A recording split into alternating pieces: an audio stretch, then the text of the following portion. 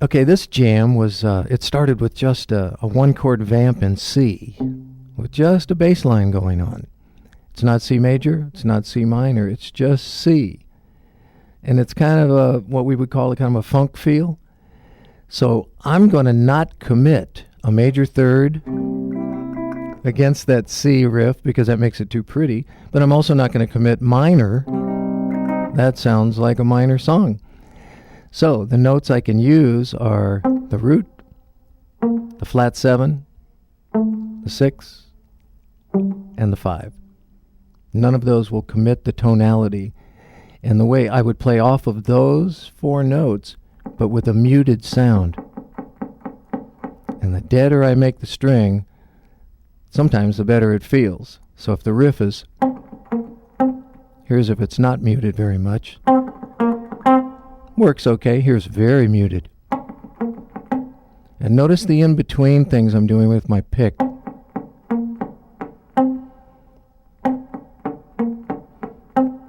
So I'm the rhythm section. I'm keeping the 8th notes going the whole time, no matter what notes I choose.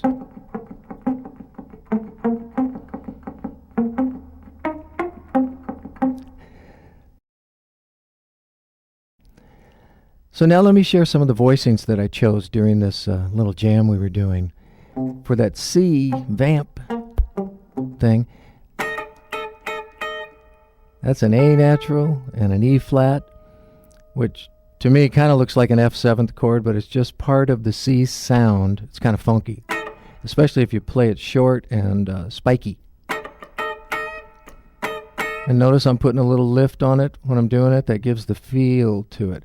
So that's one that you hear often on a little funky track. The other one's down here,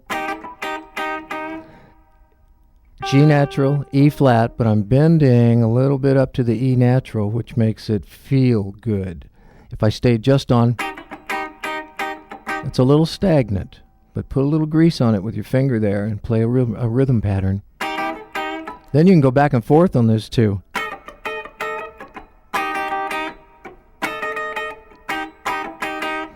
So you just have to experiment around, find some sounds you like. If you like the sound up here instead of there,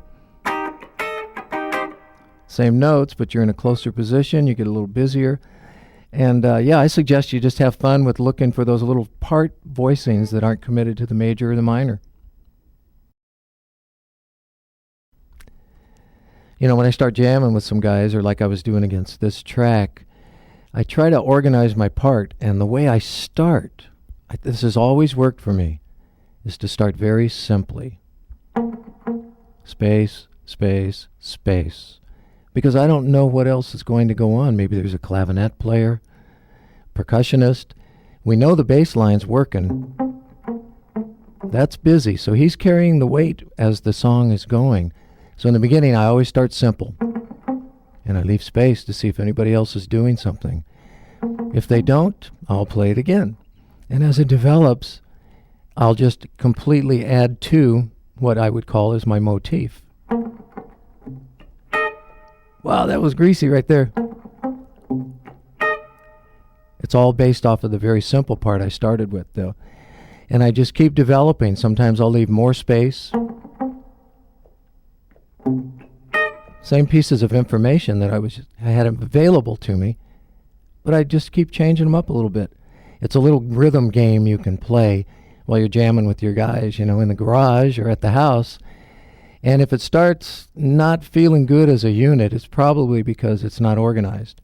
And if it's not organized, it's probably because there's not enough space.